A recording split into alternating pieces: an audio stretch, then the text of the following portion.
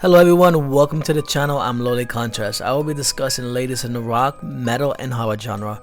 What the fuck? What a way to end the season, and honestly I feel like I got more questions than answers. I mean, where do I even start? First off, I have zero feels for Elgin. I mean, if he would just listen to everyone when they were telling him not to listen to the voices, then he wouldn't look like Snake Plissken. Call me Snake. We all knew that whoever was that thing that Elgin was talking to was deceiving him from the start. Because, well, look at the opening scene of season 1 and how that little girl was tricked and killed off with her mother.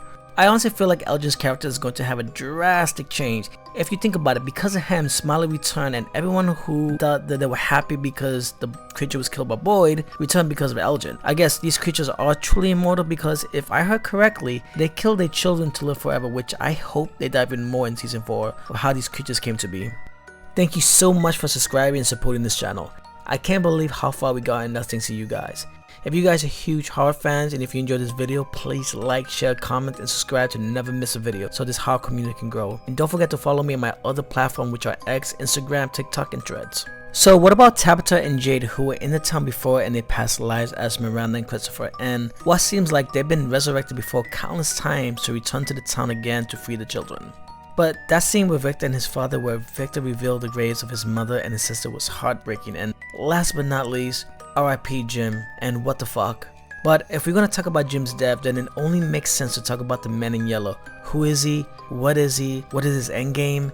And yes, if you saw the season 3 finale, then you know this is the same person that spoke to Jim on the phone about Tabitha digging the hole, which he told Jim your wife shouldn't have dug that hole, which led to Jim's death after he was trying to save a time-traveling Julie from the future from getting killed by the Man in Yellow, which I will further discuss. This isn't the first time the Man in Yellow was mentioned, or at least let himself known. He was the voice that spoke to Jim on the phone, and if you go back in one of the scenes, there's a painting by Miranda of the Man in Yellow. The Man in Yellow seems to be the one that's ultimately running the shots opposing the boy in white, and most likely behind the supernatural events and also behind the creatures at night. I believe in my honest opinion that the Man in Yellow isn't an evil spirit or a being from another dimension, but I believe in fact that he's a demon. Now, I could be way off, but you know, who knows. Secondly, we knew when Julie mentioned she went back in time, we had a feeling we were going to get a scene of her time traveling again, but it looks like we are going to see her try to change the chapters or the past in season 4, which will push her more to change since she witnessed her father's death, or present Julie finds her father's remains and creates a time loop event that she might have to repeat until she saves her father's life, but in doing so, disrupts what the Man in Yellow is trying to do, and which is why he goes after her. And thanks to a close friend of mine who also loves the show, I also believe it too, but I believe Randall is destined to be doomed, and since we are talking about time travel, then I believe that the old man that Boyd and Julie saw chained up is an elderly Randall from the future. Both characters felt and heard the cicadas, and what I'm assuming is that we might see his downfall spiral little by little to the point where he gets chained up because he becomes a danger to himself and to the town. I like time paradox. Let's not forget the lady in the Komodo who kept showing herself in front of Elgin. I believe is to be the show's own version of a Ubeme. A Ubeme is a Japanese folklore. She is a yokai or supernatural entity that is a ghost of a woman that died during childbirth. I feel like this creature will be shown more in season 4, and we will get more of a backstory, and we will see what deal she made and has with the Man in Yellow. Most importantly, if you think about it, Elgin was always meant to lose his eye, and since these characters are previously reborn, then I feel like Elgin's past life was also that Civil War soldier we saw that is going after Jade, who as well was missing an eye.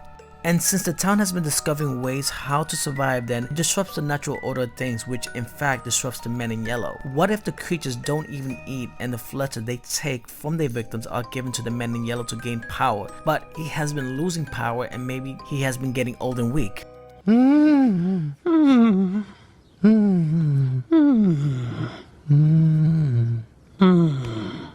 Now, let me finish before you guys go after me. In season 3, we noticed that the boy in white actually changed in appearance and got older. What if the boy in white is getting stronger because the Man in Yellow is getting weaker, which in terms is why the Man in Yellow revealed himself and killed Jim, but also has to do with Julie's actions as well, so season 4 is gonna be a bit crazy. I have a feeling that we're gonna get a lot of deaths, reveals, and backstabbing.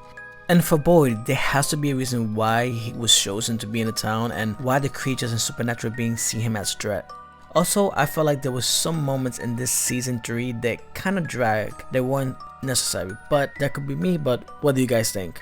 But Sarah taking the lead in torturing Elgin because she knew that this would break Boyd was the best ultimate sacrifice she took, and knew people would hate her more. But think about it. You think Elgin would get away with any of this and get any love after kidnapping Fatima and being the reason why Smiley is back? Let's see how that plays off in season 4.